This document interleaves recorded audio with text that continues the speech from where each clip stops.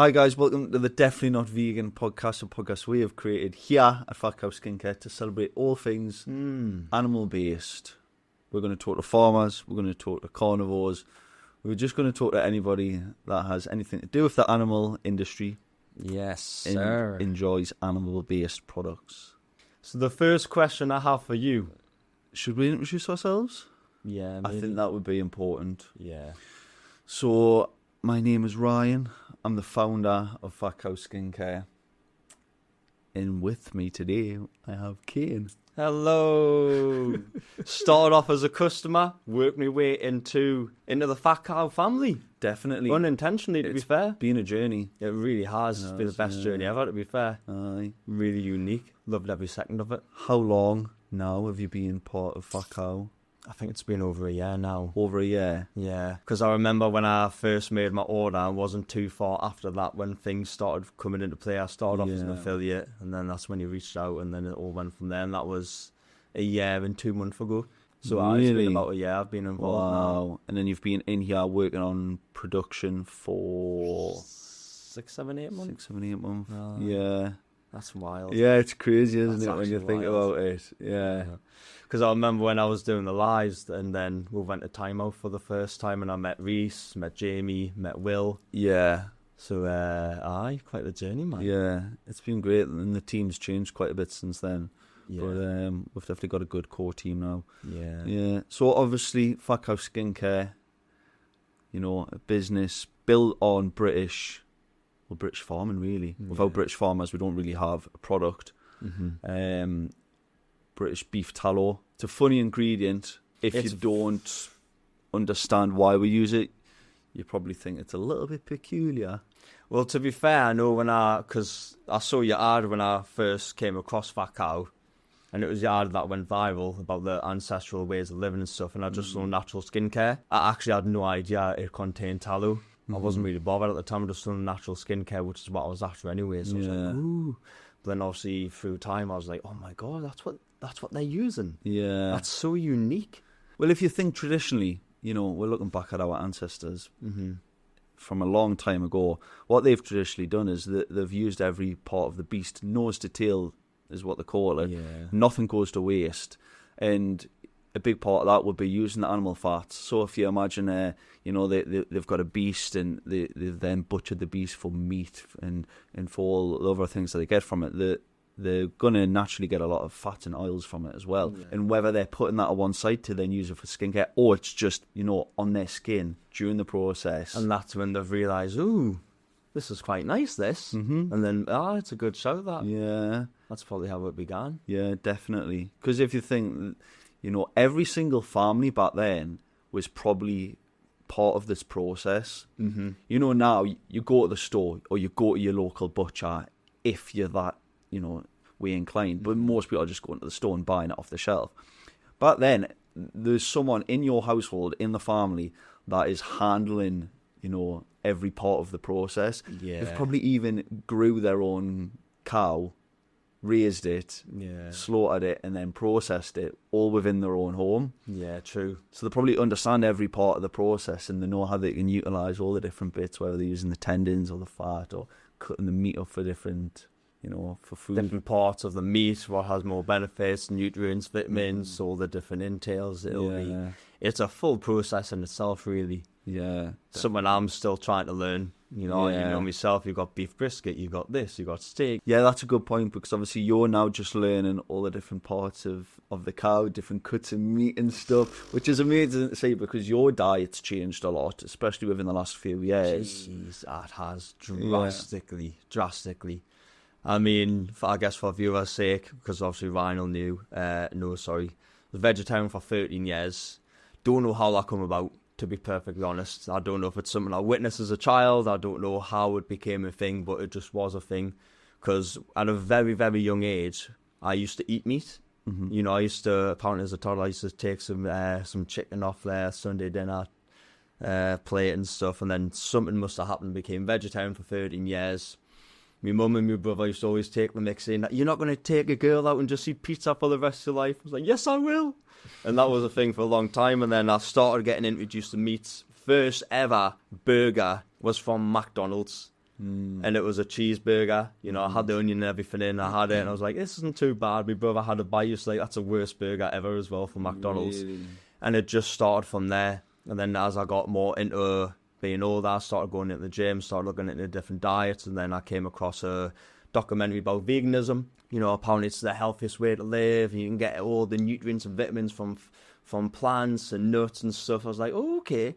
Because meat has always been a mental thing for me. Yeah. I didn't like handling it. I didn't like seeing the red from it, the blood, the fat. Like, even still today, I'm still a bit struggling with it. Yeah. So that's always been a thing in my head. But with veganism, it just, like, it eliminated all that. But I tried that, and to be honest, I thought the food was pretty crap. You know, I was buying burgers, which are probably even highly processed within vegan world. And I just kind of fizzled out of that quite quickly. And then that's when I started getting into chicken and meal prepping and kind of... It's been a long journey. Very long journey, but still psychologically it's a battle. Like, yeah, you're doing well, man. And I suppose at the end of the day, what you've got to realise is, like, people that are carnivore, people that are into veganism, vegetarian, pescatarian, whatever, at least all these individuals are making conscious choices within their diet. That's very true. You look at the Western diet and a lot of it is junk, you know, ultra processed food, and that's the worst diet. The worst diet is the people that aren't conscious about what they're eating and they're not paying any attention. You know, if you choose to only eat plants, then good on you at the end of the day, because you're making that... You actually decide what's going into you. You realise that, you know, you need to have a bit of control over what's going into your body. Yeah. Which is definitely respectful. Obviously, you know, all this meat eating stuff, there's different levels to it. Massively. You see some of the Chinese who are eating chicken raw.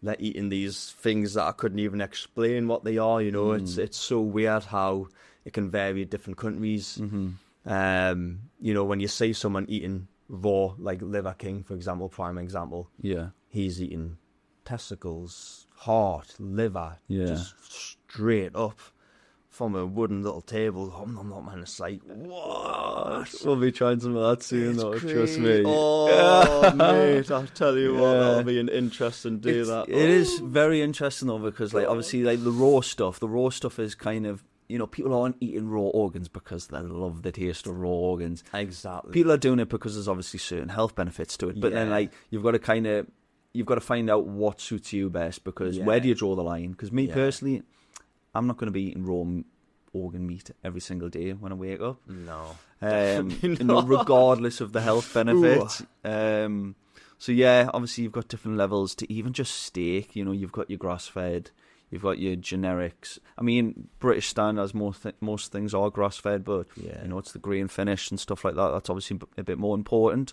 But you can pay a premium for, you know, 100% grass-fed, or if you want to get it from your local butcher, your local farmer, you're probably going to be paying a little bit more. Of course you are. But it's an investment, isn't it, into your health? Of course it is. You know, there's a reason why you could buy a kilogram of chicken from the butchers for, say, I don't know, £10. And you can buy a kilogram of chicken from Sainsbury's for £4.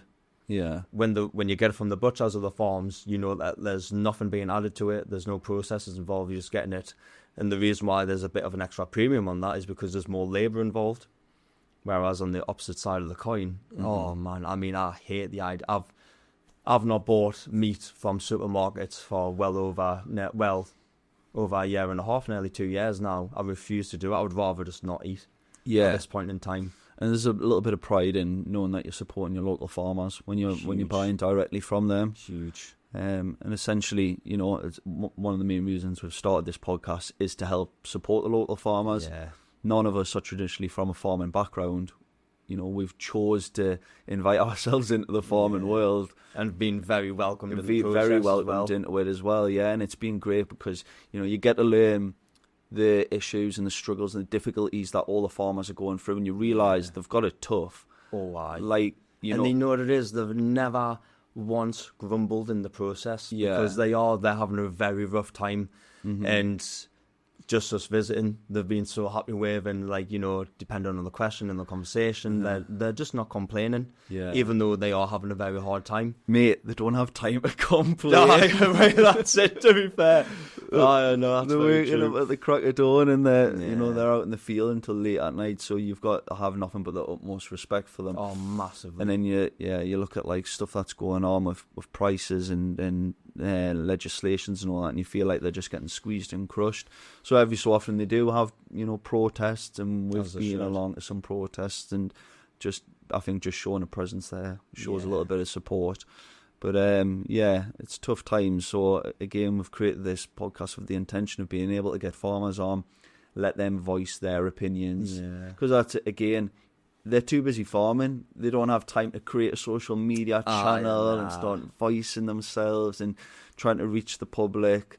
And ultimately, it's up to the public, because the public are the masses. The public are the big numbers. So if anything's going to change, the change is going to come from the sound of the public. You know, there's power in numbers at the end of the day. So it's up to the public to learn. But you kind of blame the public if there's no education there, or there's no awareness there. So hopefully we can help with that. Well, that's why it's like, to be part of the fat cow going into the transition of back British farming more than ever, it's such an honourable thing, because as an individual, it's something that I might not have got into. I've always tried to support farming one way or another, but to be able to get this involved is such a blessing, man. It really is. And it feels nice to be able to kind of be like almost like the middleman between the farmers and the public. You know, you're utilising your business, your profiles, your social media element, I guess in your own time, you know, outside of the business element, which is something you don't have to do either. I just find it amazing. I think it's so beautiful. You mentioned before about obviously fat cow and stuff. When did it first begin? The business became a thing. Well, Christ, 3 years we've been operating now. That's so wild. Yeah, it's gone over in a flash. That's mad. I think I've been here a third of that already. Yeah, when you put it in that way. Wow. Yeah, because I think about like the time that people have been here, and in context, it is you've been here for a third of the entirety of the business. But yeah, so I've started Fat Cow from the kitchen at home. Wow. And just still remember like rendering down and purifying all the beef tallow at home. You've done that all yourself? Yeah. So oh my god. Obviously, we're in a much more fortunate position now due to supplier relationships and stuff. But originally, so I went through a little phase where I was like obsessed with creating a database of as many farmers in the UK as possible, because I wanted to order food directly from the farmers. I started getting interested in like bone broths and like different cuts of meats, and it always had to be like 100% grass fed from British cows, and I was interested in eating meats from different breeds of cows and stuff like that.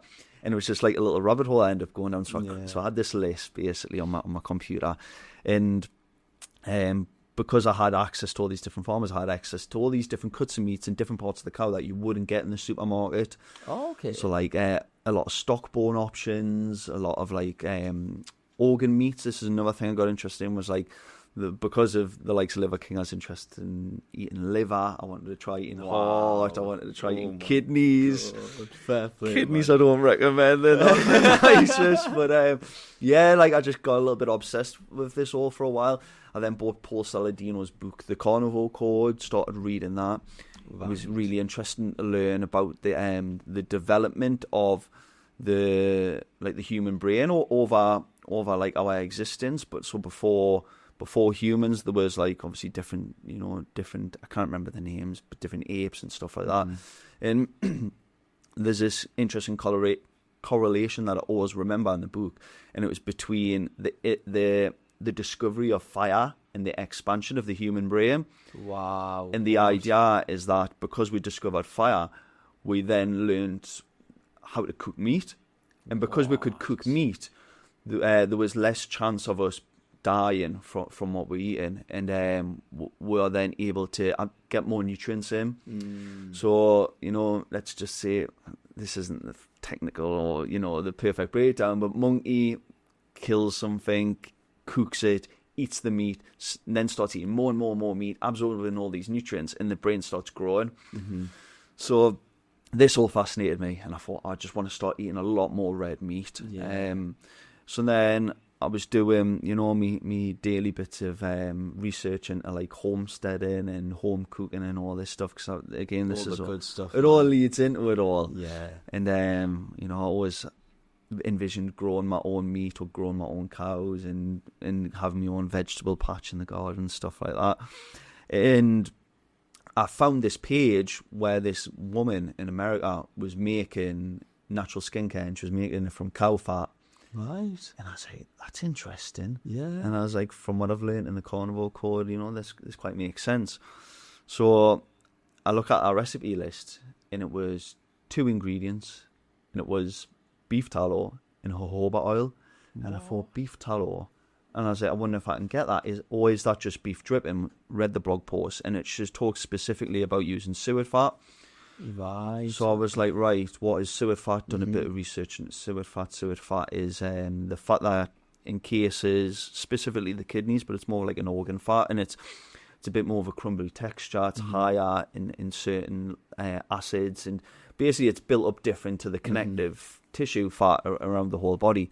And it's traditionally used in soap, making cosmetics. So I'm like, I've got a list of farmers. Let's see if I can find some suet fat. Let's start putting the pieces together, No way. So reached out to a bunch of different farmers, and a lot of farmers didn't even know what suet fat was. Really? That's surprising from the farmer themselves, to be fair. Well, it's because it's been a byproduct for so long, and it's just went to waste. That's crazy. They've seen, they've butchered a cow. Yeah. Fat is fat to them. Yeah. They're cutting it up there, because what really matters is the ribeyes, the sirloins, the fillets. The meat That's itself. what really matters to them. And everything else was just kind of like, okay, either that goes in the mincer, or that gets cut up and gets put into the pile of like fat trimmings. And then they would render it down, and they would probably cook with it, or they might make it in bird feed or whatever. But when I came across a certain few farms, like, yeah, we know about suet fat. We actually make our own soap out of suet fat, and it's on the shelves in the shops, in their little farm shops, and they might sell 5 bars of soap a week or something. Yeah. But they always had too much suet fat, and they never knew what to do with it. And I was like, I'll take that off you. I'll take some of that suet fat. I remember bringing it home and melting it down in my pot, and at this time, it would come with all the bits and bobs in it. So you'd have like bits of veins, bits of meat. Oh, wow. So it obviously needed purified. And it was a long and a bit of a smelly process. I can imagine. I would have like, crock pots all over the kitchen. I'd have to wait until my partner would be away to work in the morning. I would crank up all the crock pot. Oh my God. And it would be such a simple but long task, very, labour heavy. I bet you were in your element doing all that though, mate. I really enjoyed it, Yeah. Like just because I was so interested in like all the different parts of a cow and stuff, just seeing that. I'll see if I can find, I'll have to show you the very first bit that I bought. Oh, that would be brilliant. And it's just like, you can see the fat is like in this cup shape, because you can tell it's been around the organs, and it's all in a whole piece, and it's got all this connective tissue holding it together. And I remember like big knife, I was cutting it all up, and I was like ripping the connective tissue out of it and cutting it up more and more, put it in the crock pot. And actually I remember the first time I'd done it at my mum's. I remember getting up in the morning and going, I best not do this at home. I'll go do it at my mum's house. It's all right if I smell her Bless house. her. So, yeah. So I took it all around, and I documented this on TikTok. If you scroll at the bottom of the TikTok on Fat Cow, it'll all be at the very bottom. Mate, that's good. Like the first few batches. Oh my God. So I cut it all up. I've put it all in the crock pot. I cover it with water, filtered good water. Put some really good sea salt over the top of it, lush. And I just let it cook. Let it cook for about 8 hours. Kept mixing it and stirring it and breaking it up. Because what happens is you've got fat, you've got water. The water's got the salt in. The water and the fat are never going to mix. So you've got a separation. You've got your oil on top, and you've got your water. And then what happens, because there's salt in the water, and that pulls impurities out of the oil. So you've so clever. So man. you're basically separating all the impurities out of the oil, but the oil cannot go through the water. So you end up after about 8 hours, you've got a mixture of oil, water, loads of impurities down the bottom. So then sieve, cheesecloth, and you're just scooping all the oil off the top and pouring it through. So it takes a long time. I can imagine. And that was like the first few batches, and eventually when I'd start to scale it up, I would have more and more crock pots. I would have Is that literally all you're using, just crock pots for each one? Crock pots, yeah. Oh my goodness. I remember like going on a mission to all the homeware stores to find the biggest crock pot that I could find, or scouring eBay for hours on end to find the biggest crock pot.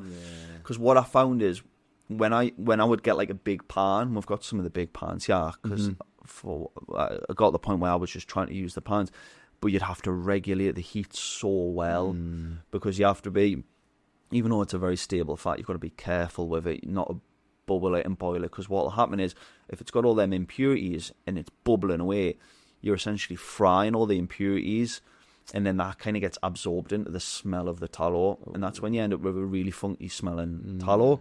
Luckily, you know yourself, ours is like really clean, doesn't really smell of anything. It's unbelievable, mind the stuff you get. Yeah, it's just beautiful. It is. It just it? looks and smells and feels amazing. There's like no liquid negative to gold. it at all. It's insane. Yeah. So yeah, scale things up at home. How long were you doing the experimental phase, if we'll call it that, for? Was it like, after a month you'd come up with it? Like, how long did it take you to start realising, oh my God? It's funny actually, actually there. because reflecting on what I've just been saying, I read her recipe and it didn't say jojoba oil, it was olive oil. So my first batch was tallow and olive oil, and it took a lot of ratio experimenting. That's probably the worst part of it all. 'Cause yeah. How on earth would you even get a good Bearing in mind, I could only ever get about 8 kilos a week of suet. Really? So you didn't actually have much to experiment And with? the yield from 8 kilos was about 50%. So you're left with about, once I've purified it, 50% of its impurities, about 50% of it is the pure fat. So I've only got like a little block to play with. Wow. And that's when I'm making it. Bearing in mind, when I finally started selling it as well, because at first it was just, giving it to friends and family, I'd have to like, okay, how much do I sell and how much do I keep to experiment with, kind of thing. Oh my God, really? So that was a balancing act. But yeah, I would fill up little tins and I'd give them to friends and family. You'd get like, most people are like, So that in itself, for anyone out there, it's tested on humans, not animals. yes, Just for the sake. it's tested on our Probably own one of the humans. only skincare brands that will actually do that, in all fairness. Yeah. Well, yeah, I would give it friends and families. Yeah. Most people at the start didn't really like it, and it was because Right. obviously I was going through this testing period where it wasn't a great product. It took a while to finally find a mixture ratio or even carry out oil that worked really well. So I know when I'm using the olive oil, the olive oil used to like exaggerate the smell of the tallow quite a lot, Okay.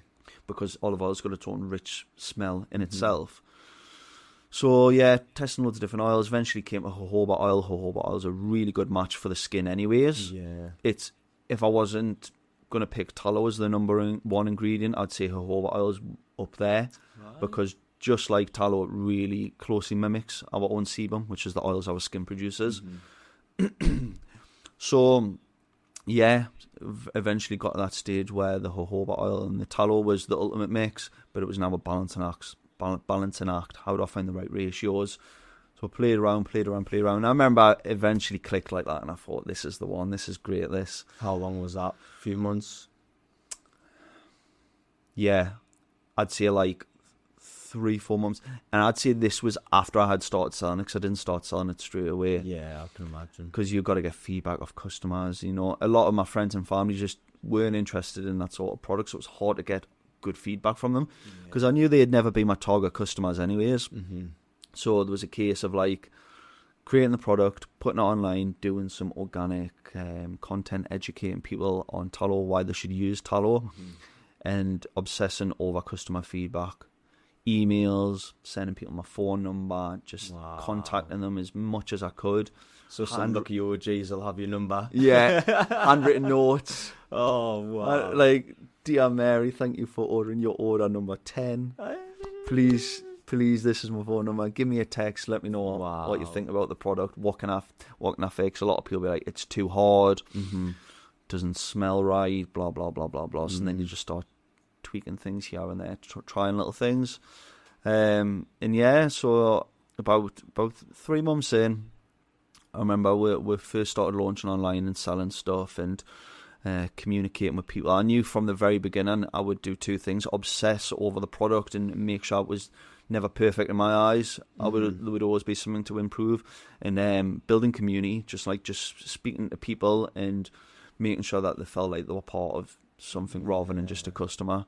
And yeah, fed into that for like the first 12 months. Done everything myself.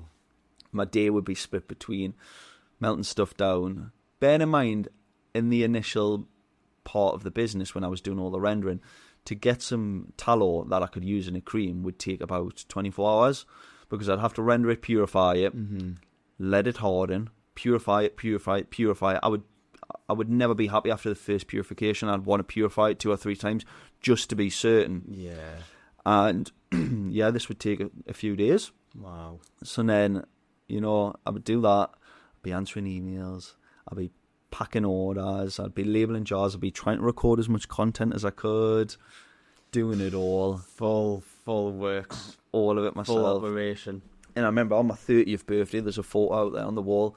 My 30th birthday, the kitchen's just full of fat cow. And I'm standing there packing orders, doing all this. And I'm saying to Christy, I'm like, we're running out of space. I don't think I'm going to keep being able to do it from home. Obviously, the business started taking over the home, so it didn't even feel like a home anymore. It felt like everything, the whole home was being consumed by the business. And then we eventually moved out into it, and it was small, tiny size of this room, little unit. That would have been a huge milestone for you, though. It's like that journey in itself is such an organic thing. Yeah, where you explain about your passion for meat and red meat and understanding it, learning about it, buying the book, and then through, I guess, entering yourself into that world, unintentionally born fat cow. Yeah, which is just incredible, man. I mean, that is just the pinnacle of entrepreneurship in my eyes, to be fair. You've utilised a waste product. The fact that the farmers didn't even know what you're on about was crazy, crazy. So I'd say you've almost, I'd imagine it's predominantly more popular in America, but in the UK, you've probably revolutionised the waste product as a whole. Yeah, fair enough, you might not be into the products, but allowing people to understand and see that you are taking a byproduct or a waste product and turning it into something so good is just life-changing, really. Yeah, definitely. And again, I think this comes down to all sustainability and circular economy. It's like letting nothing go to waste. Yeah, that's right. And especially such a beautiful product. Like, you're obsessed with it. Like, even when you're melting it down, I see you sometimes just looking at a jug of melted tallow and you're like, it's liquid gold. It really is. Because, obviously, from starting off as a customer to then seeing how it's all done, oh, man. That's why I thought I'd make my own little TikTok saying Fat Cow King to show other people where it's like, look at it melted. Just melted without anything else, without the sweet almond oil. Just look at it melted. It's the most beautiful thing ever. Look at the block. Look at every element of the entire process and tallow itself, whether it's formed or melted, is just, oh man, chef's kiss. Never gets bored. Boring, never ever gets bored. Yeah. And it makes sense that it's suitable for human skin, because I always say at the end of the day, where animals, does it not make sense that an animal oil is going to be more suitable for the skin than an avocado or a coconut or so on and so on. And, people argue dermatology and all these different stuff, but at the end of the day, it works. And if it works, it works. That's it. You look at our reviews, you look at our case studies, you look at us at the market on the weekend, people running up to us and saying, it works. Literally. You've healed my son's eczema. Oh my God. Yeah. We've got over 70,000 customers now online. thousands and thousands of reviews. Yeah. 4.5%, 4.5 star on Trustpilot, immaculate reviews. You even as a skeptic, there's only so much you can do to avoid the truth, And it's like you say, dermatologically tested, all these skincare brands.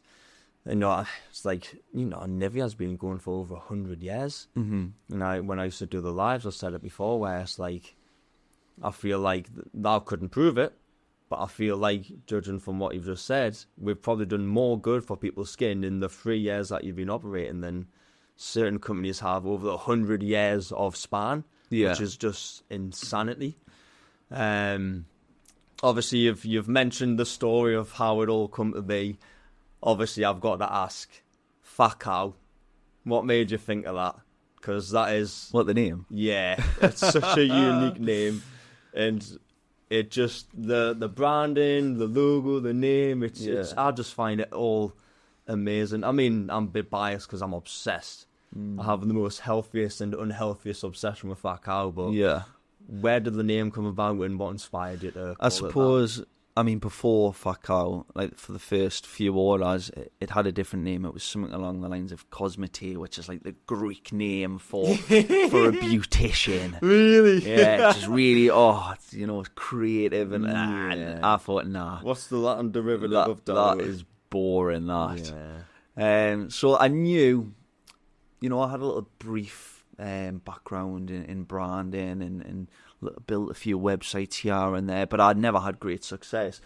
But what I did learn was a few things about, like behaviour in business, and what I learned most importantly was if I'm not interested in what I'm doing, I haven't got my passion behind what I'm doing, that I'll not be able to do it for a long time. And I thought, me as a person, I am a little bit cheeky. I'm a little bit tongue-in-cheek, I think it's our sense of humour up here in the Northeast. We are a little bit cheeky. And I thought, I want to have a cheeky brand because then I'll be able to pour my own personality into the brand. Okay. So I thought, you've got to offend your mates to let them know that you love them, don't you? Yeah. We always call each other some names here and there, and it's all out of love. Of course it is. So I thought, something like Fat Cow, some people do get offended by it, and at the end of it, if you're offended by the name, you're not my customer. Yeah.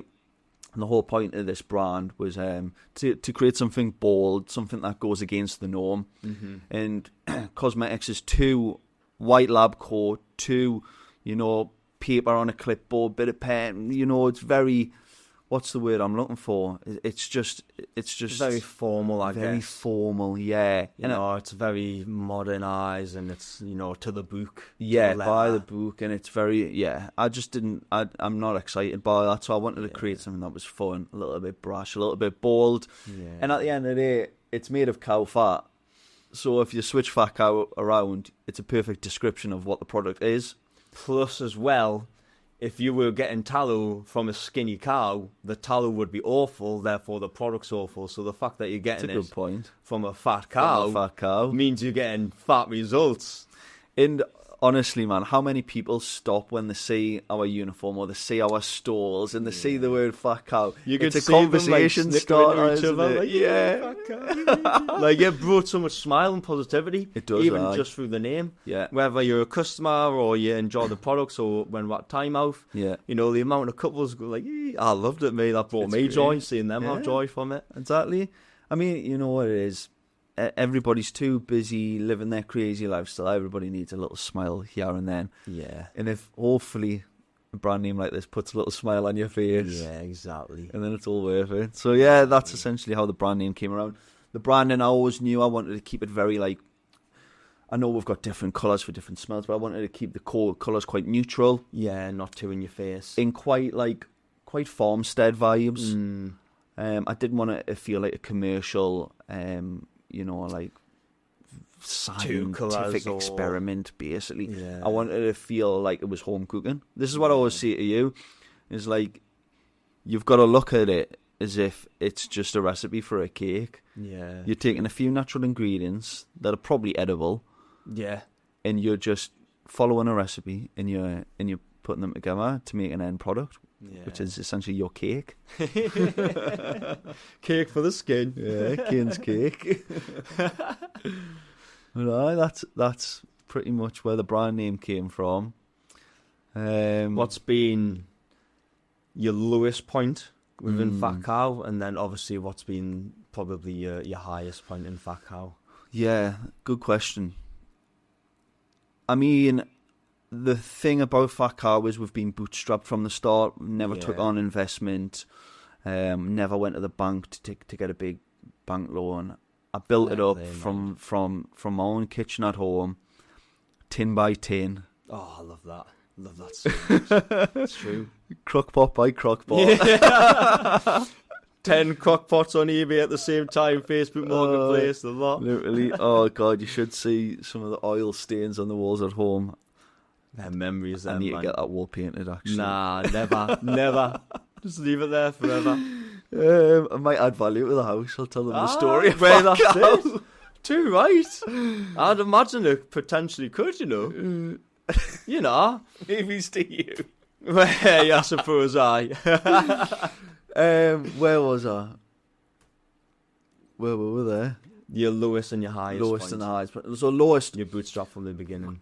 There's low points all the time because running a business as a sole founder without funding is hard. Really hard. I'm not a business owner of that sort of echelon, but I can well imagine doing it all on your own from the very beginning. Yeah. Because from what you've said, you're like, right, okay, I'm going to source the sewered fat.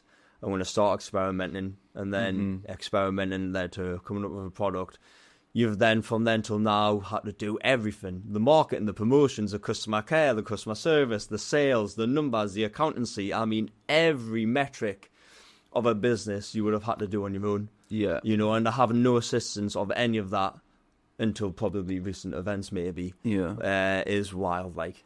And this is the part which most people won't see. Yeah. You know, and it's a cliche thing. They just see you running a Fat Cow and it's, you know, doing the do. But actually, no. It was tin by tin. Yeah. Label by label. Sticker by sticker. Yeah. Email to email. Yeah. Into what it is now. It's amazing. Like. And obviously, like, the people around you are so important. It's important to have people on the team that are like driven towards the same cause, and then networking really helps. Like being able to speak to other founders that are in my same position.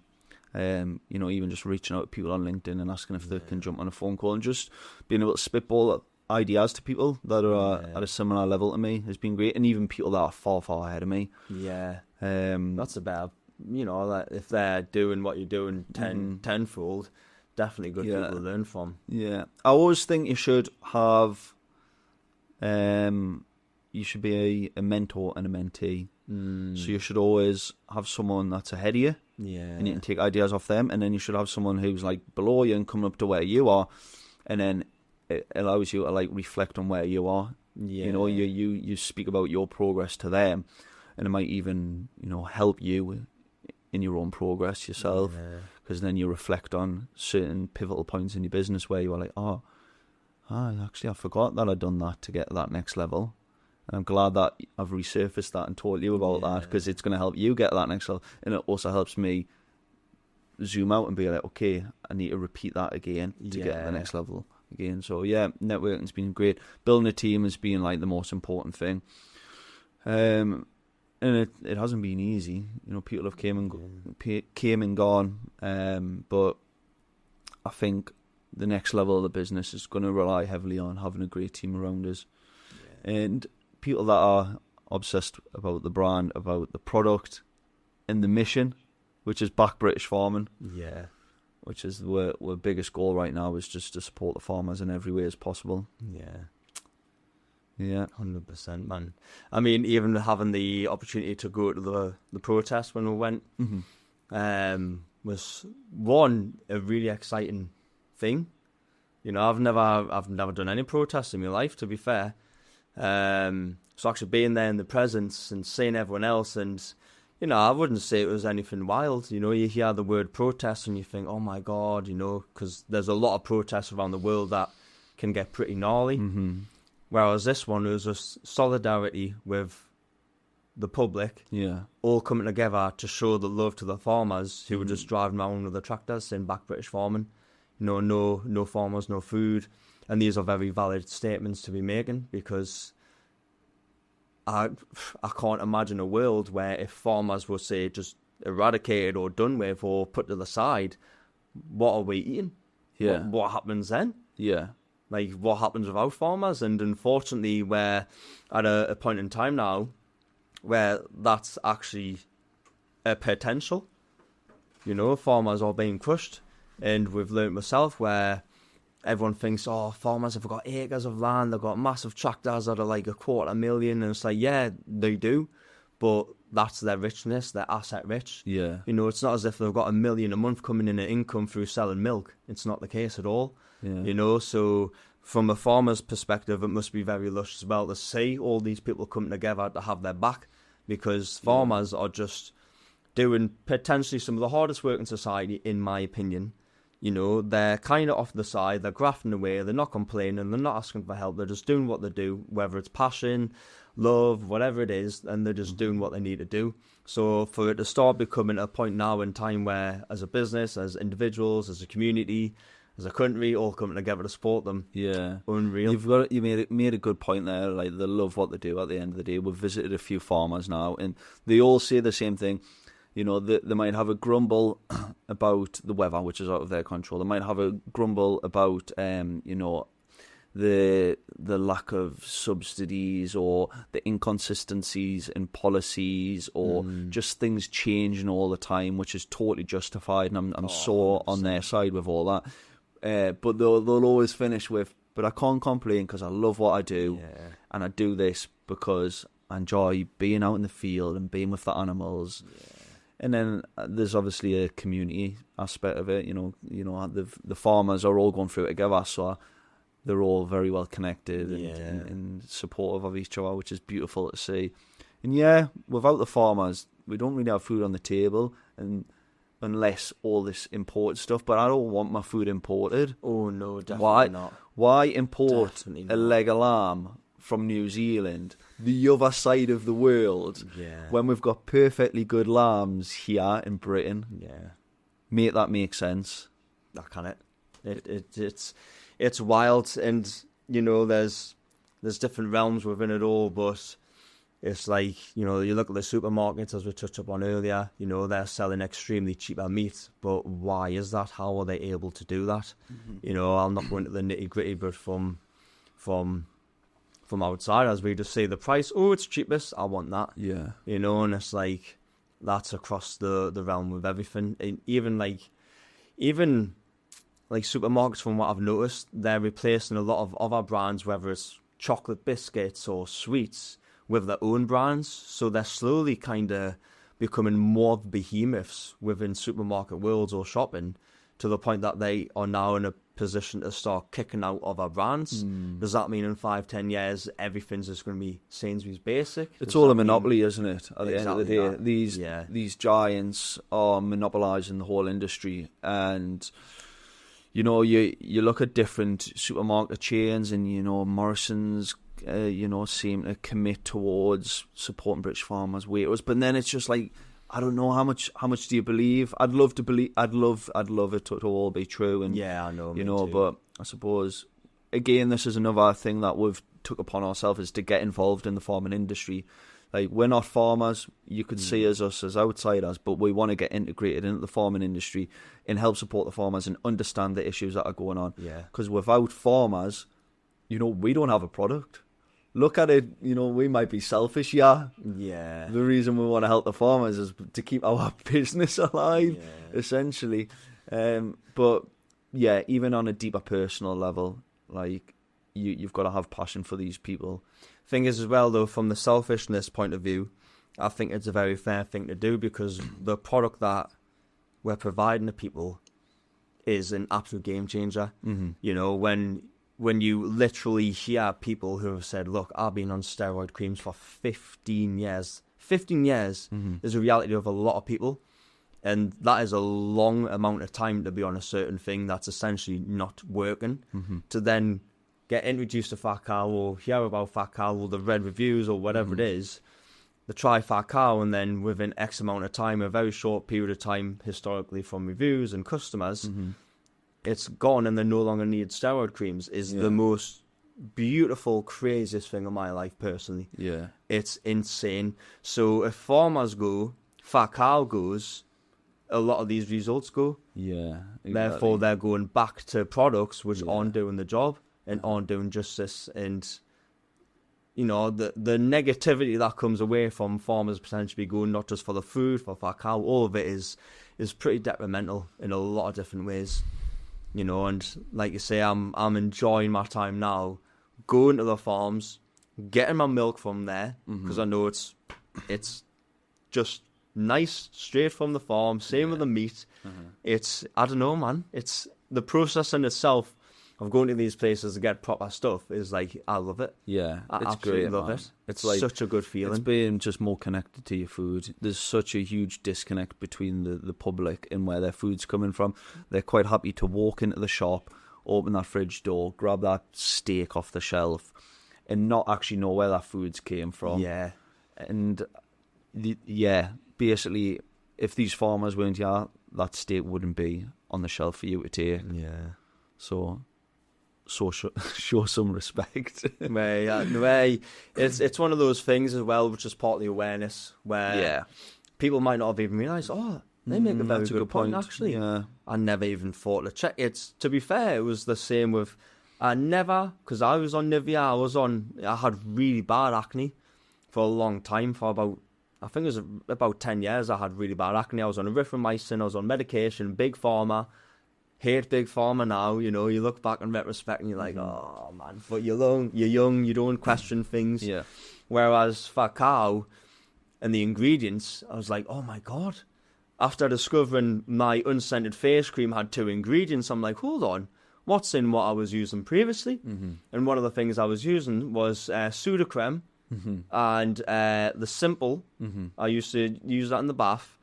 And there was something else I was using. So then after fat cow, I looked back at the ingredients and I was like, oh my God. Changed my life. Generally changed my life. Being able, just having the awareness to see, right, what's in these ingredients. And now I do that with food, bread, everything. Obsessive in the most beautiful ways. Yeah. Changes your life. You should treat your skincare the same way you would treat your diet. Oh, massively. You know, massively. You would eat as little ingredients as possible, wouldn't you? Yeah. If you are conscious about your health. So, you know, your skin eats everything you put on it, so you should treat that the same way, essentially. Well, I started researching some of the ingredients in the Big Blue brand with white writing on. That's been going for over 100 years. Synthetic fragrances, you know, alcohol's in there. The main ingredient's aqua, which means it's water-based. And obviously water seeps into the skin much easier compared to oils. So if you've got the carrier being water alongside loads of chemicals and synthetic fragrances and ingredients, that's going straight in your body. That's a whole different podcast and conversation, to be fair. It's wild, man. But again, that wouldn't be common knowledge from yourself if it wasn't for learning to check the ingredients. Exactly. And speaking of the podcast, I think we can tie this one up. Hell yeah. I tell you what, that's been good for a first episode. It's been amazing. Really Thank you for letting me that. be here, man. I've had a really good time. First guest. Let's go. Fat cow king, most cow made.